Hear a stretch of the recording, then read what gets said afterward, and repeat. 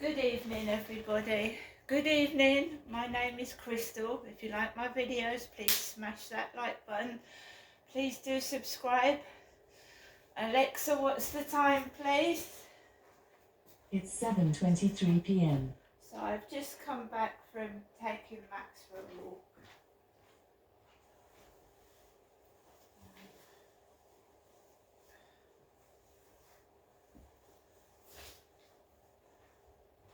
Yeah, I've just come back from taking Max for a walk. Before I took Max for a walk, I was watching Pointless. The quiz show Pointless, because I like quiz shows, and I was just letting the telly run in the background while I haven't written up my diary for today, by the way. We're having strange weather. It's got colder, so I've had to put the heating on. It's got colder again. 2 hours ago at 5:30, my phone went. It wasn't my mum either. It was a call from Brighton. They left their number, but they didn't leave a message. Brighton.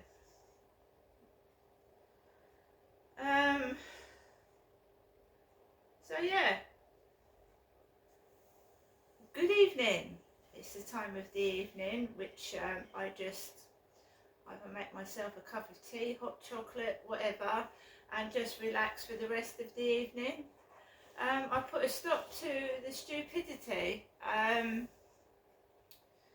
There's people mucking about, and my life is hard enough as it is without a couple of young people taking the piss out of me. Do you know what I mean? I'm not a young person anymore. I don't like being taken the piss out of. I don't think anybody does anyway. So just stop doing it. Whoever you are, stop doing it. Because I know you're not who you say you are, because you've got the same spiel.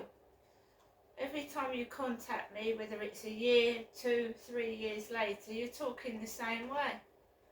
Like an absolute idiot.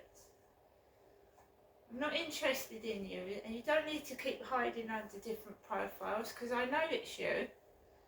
Well, I don't know who you are, but it's the same text, it's the same speech, it's the same stupid messages. That, I mean, if I didn't know who it was, it would frighten the life out of me, but I know it's the same person. Over and over and over again. It drives me mad.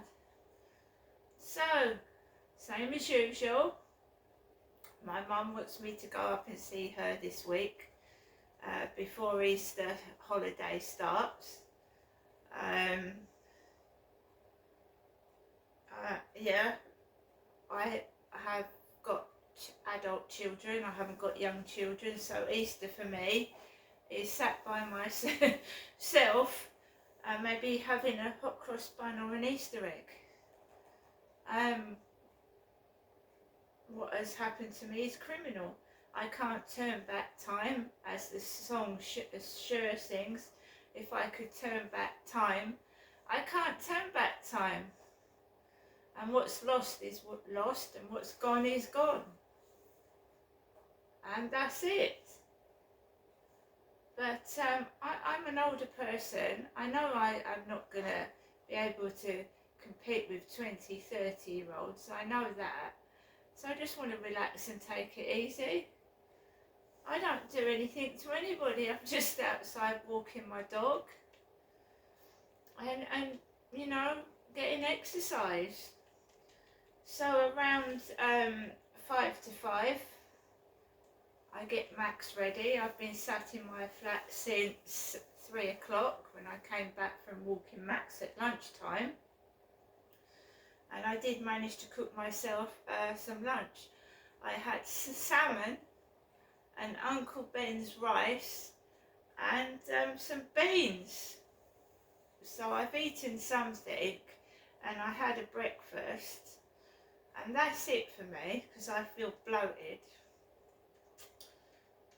Yeah, I went out and I just thought, right, I'm just going to go out the front And I did. I went out the front and I went a reverse walk. I didn't go round that way. I went round that way. I thought maybe it'd be quieter if I go round near the co-op first and go around that way.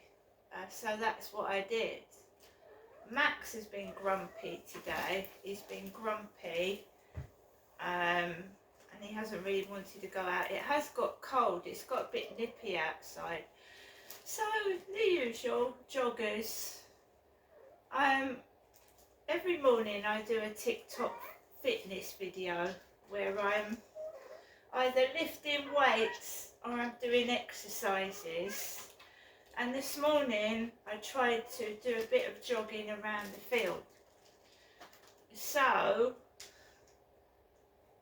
I was just walking up the road, up the path, and there was, first of all, there was one male jogger, and I let him go past, and then I thought, no, I can hear more joggers. There was a couple jogging, a male and a female, of about 20, 25, but the pair of them.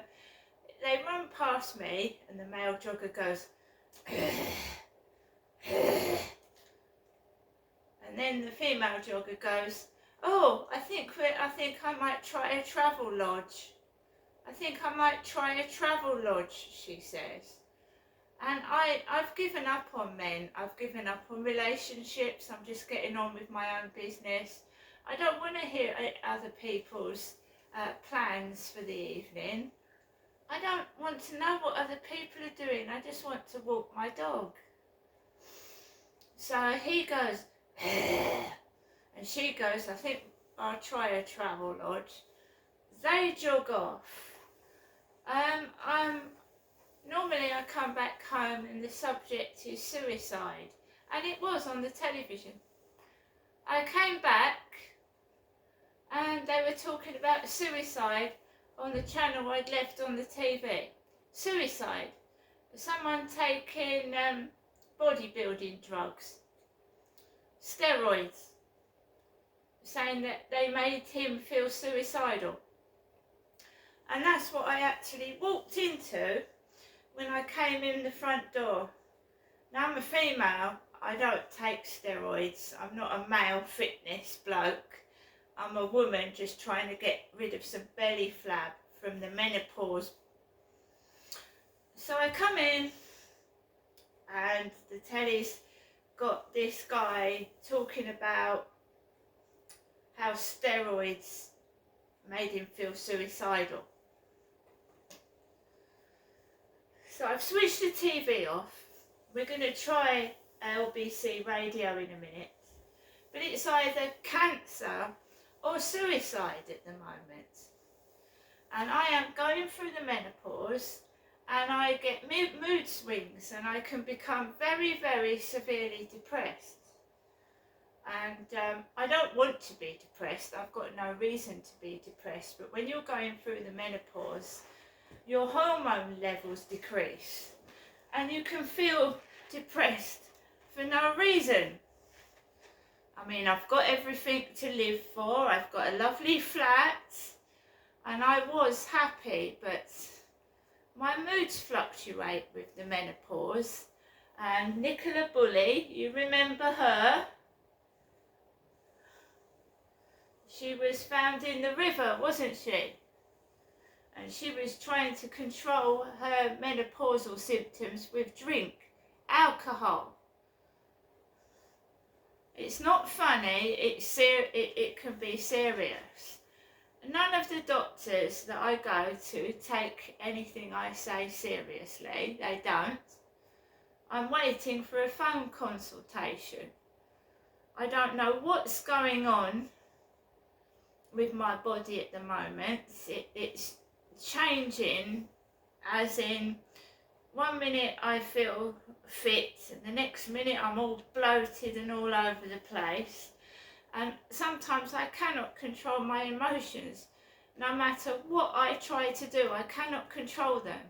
And I went out with my son the other day. I was absolutely feeling fine. I was feeling fine. I was feeling happy. we went out together and we had a good time. And now over the following 2 or 3 days, I feel bloody awful. I feel unfit, I feel unwell, I feel upset for no reason, and I don't know what the hell is going on. And I keep saying to myself, the last time this happened, right, and whatever people throw at me, I will fight it, because I'm a warrior and I fight. I fought child sex abuse. I fought loads and loads of things and come back from it. I'm not going to let this.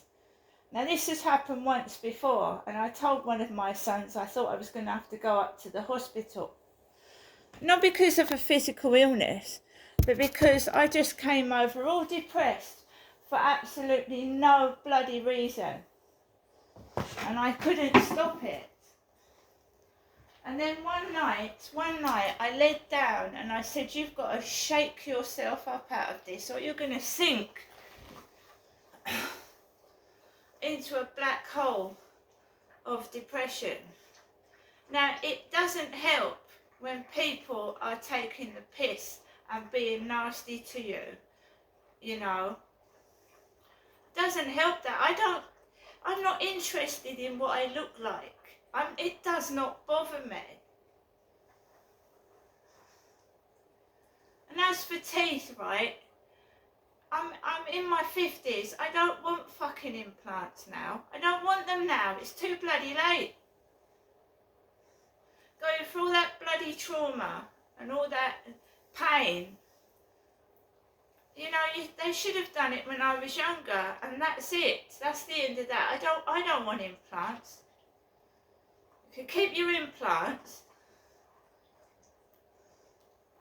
It's inexcusable taking the piss out of me as a kid when I was at school, when I was in my first job and no one was helping me fix my teeth. Don't bother now. Don't bother. And I don't want you doing your little scenarios around me. Go somewhere else. Find someone else to annoy you. You're like massive annoying bees. Buzz off. Buzz off. I don't want to hear what you're saying. I have had everything taken off me about 4 times. All through bad relationships and men abusing me. I don't want to travel lodge. I don't want to meet anyone for a cappuccino. And I am quite happy by myself, thank you.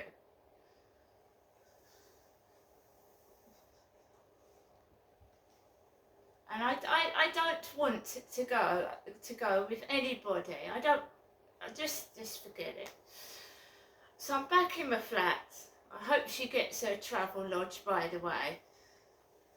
You know, these random people that appear in the darkness that I'll never see again or hear. And then we heard somebody, I didn't have my camera on. I was walking up the path and I felt like a sack of shit. And somebody went, meh, like a sheep. I thought, am I living in Great Britain?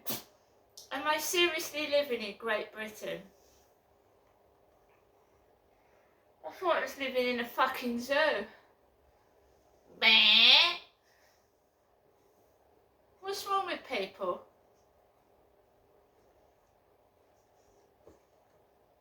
What was that?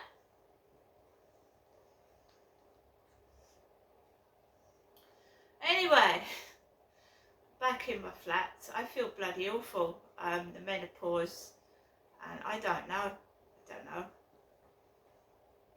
I honestly don't know. I know this used to happen at my old flat. You know what I mean? So again, this poor guy felt suicidal after taking steroids. Alexa, LBC Radio. LBC London from Global Player. The truth of it all. Hard to know, Ian, but I think that when you see a number of like-minded allies lining up in a coordinated way, as the Deputy Prime Minister was hinting at today, saying that we should expect announcements from others, that lends an awful lot more weight. We know that the Electoral Commission cyber incident happened. It goes back to 2021, was discovered the following year and announced the year after. So this is a political step, a calculus of deliberately attributing it to a nation state in coordination with other allies. So the US has made an announcement this afternoon indicting several members of the same group, APT31 as it's known, and so that coordinated activity is aiming to kind of name and shame China and lend a bit more weight, so that rather than one state saying you did this and the other state denying it, it's a bit more difficult to do that when there's several states lining up at the same time. How much do we know about this group that are accused of doing this and their links to the Chinese government? I mean, could China legitimately say, well, nothing to do with us, Gov? It might have been someone in China, but obviously it wouldn't be us, the government, that was doing this. Well, China has already denied responsibility for these attacks. And so I think that the plausibility for the whole thing comes in the detail. And what the US has been doing in particular, and has done today, is unsealed very detailed indictments, and that goes into the named individuals, the sort of the tactics and so on used by the groups. And so it all really adds up to quite a detailed account, and therefore it's, you have a blanket denial on one side, and then several states who have advanced capabilities in terms of attribution, all saying, no, it's the opposite. This actually happened and we are attributing it to China. That's a very clear diplomatic step that they're making, a deliberate one to name and shame China at this stage. And we know for a fact that virtually all of the cyber attacks on our public institutions, our private sector companies, either come from China or North Korea or Russia. I mean, there is no question of that, is there?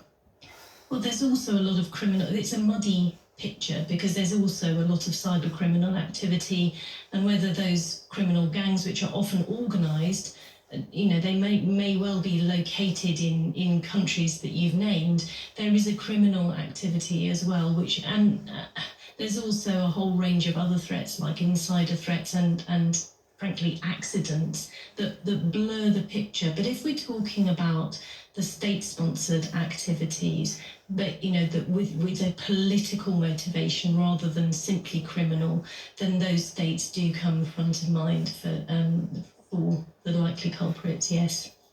Emily, thank you. That's Emily Taylor from Oxford Information Labs.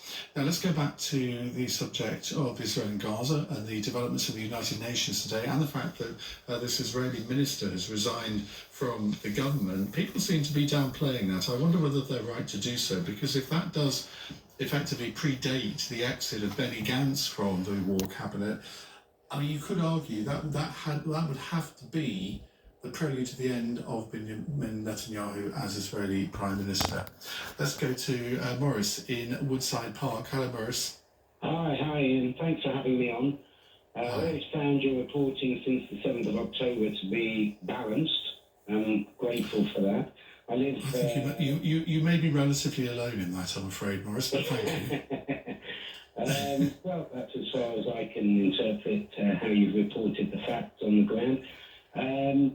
I live half my life in Israel, half here. I came back last night. The last call you had, this is not why I called, but the last call you had spoke about the occupation of Gaza. I just want to remind your listeners that Israel has not occupied Gaza since 2005.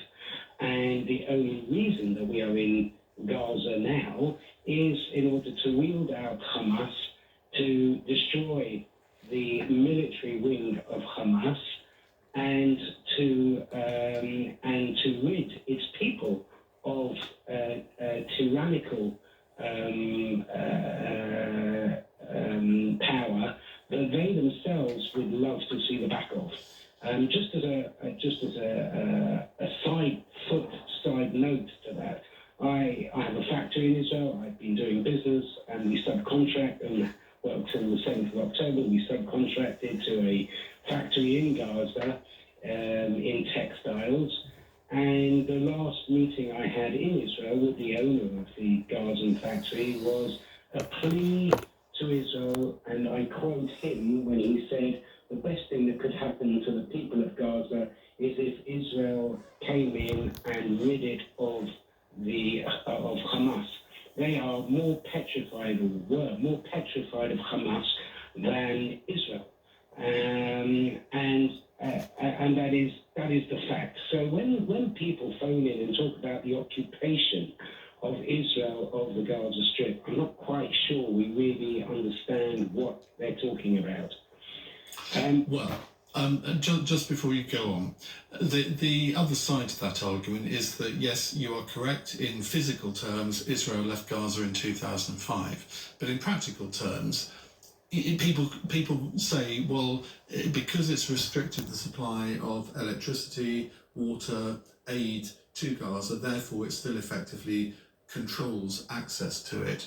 So they may not have been physically occupying it, but it's not as if they've left it alone. So guys, I'm just going to listen to my mother Jennifer's answer phone message to me this evening, and then I'm going to settle down for this evening.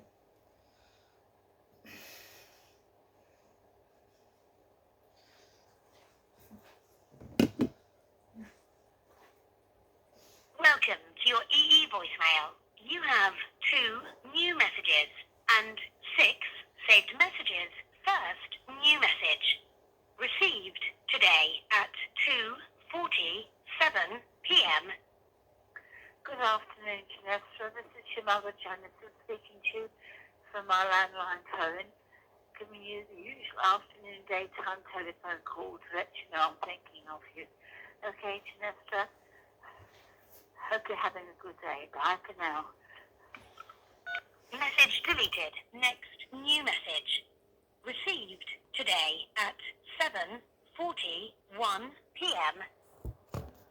Good evening, Janessa. This is your mother, Jennifer, giving you your good night call. Good night call. You know what I mean, Janessa. Giving you the usual nighttime telephone call.